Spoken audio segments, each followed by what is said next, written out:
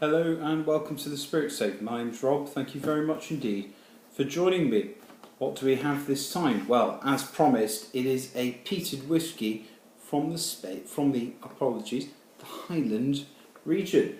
It is the Glenglassaugh Torfa. Torfa is the Norse word for peat. It comes from the Highland region. Glenglassaugh is owned by the same company that owns Benriach and Glendronach. The name escapes me at the moment, but it's an old distillery, closed for a long time, reopened in 2008. This bottle cost me only $88 at BC Liquor. It is non-chill filtered, natural colour, and bottle at 50%. So really, that's a nice price. And it's being a Highland malt and being heavily peated, it is an unusual thing. So I thought it was well worth a buy. So I opened this a few weeks ago. I had a dram while I was on my live show with Swami Suave, and I gave a few thoughts on it then, but it's time for a full review, possibly because of evaporation, the bottle's working its way down. So now is the time to review. Quite nice packaging here. Classic dumpy style bottle. This embossed section, yeah, it's quite small. So I think that it's no age statement. I think it's probably 100% bourbon. I don't detect any sherry.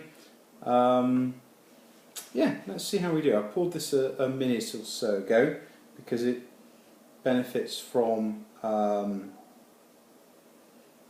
being left out. First thing I want to say, when I first opened this bottle, the sweetness was absolutely overpowering, and it was the strongest nose of American cream soda that I've ever had on any kind of whiskey. And certainly, peated malt, you don't usually expect to find that.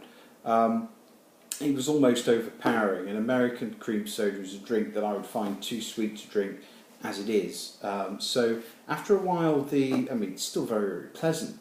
After a while, the sweetness, that intense creamy sweetness died down a little bit, and what we have left is peat. It's not intensely peated like a Lafroig or an Ardbeg, but it is still, I say, generously peated, and it is a phenolic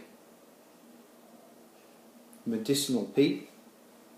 There is still the indication of a good level of sweetness on the nose, and there is a creamy oak on the nose as well. I get heather, hay and grassy notes as well as the nose progresses.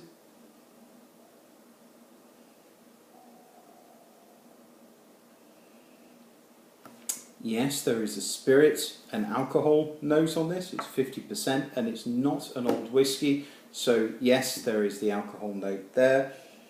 There's a white wine, and as the nose goes on, it does develop a slight floral note as well.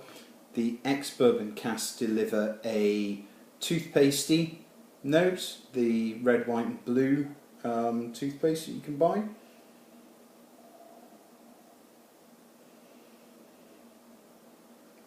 Because of where the distillery is situated, it is right up on the coast, and there are some very good coastal notes at play. I get a salted fruit. I don't know if salted fruit really exists, but I do get the fruity notes, which is a kind of those rough-skinned English apples, the skin from those, with a lot of sea salt.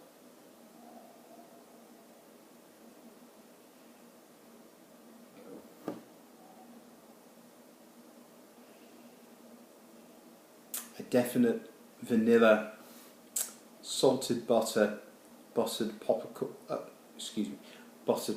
note as well.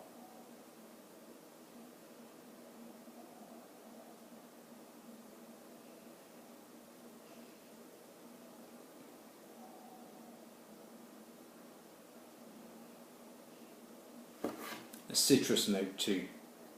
Very pleasant.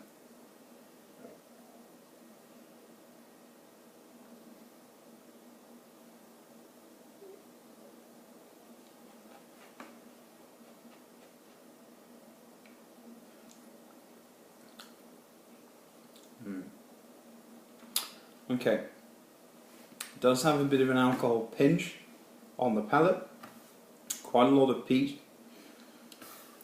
The peat is arguing between Lefroy peat and Kalila peat, so I do get the smoky peat and the medicinal on the palate, less of the smoke on the nose.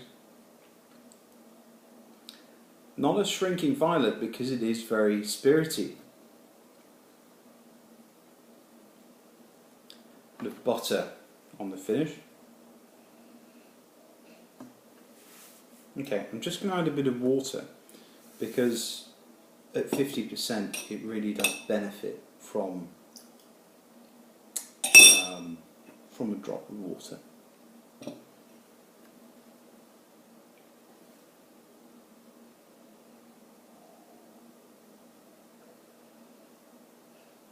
That has transformed it.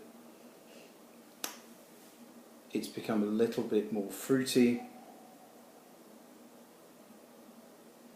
Green banana and pineapple start to appear. Peat is still very much there.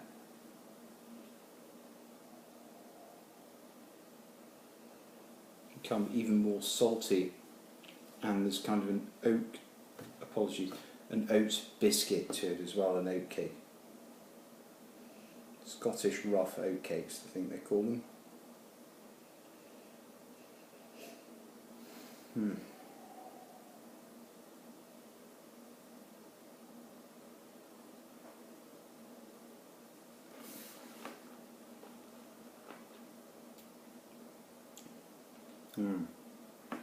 Much more accommodating on the palate with that drop of water.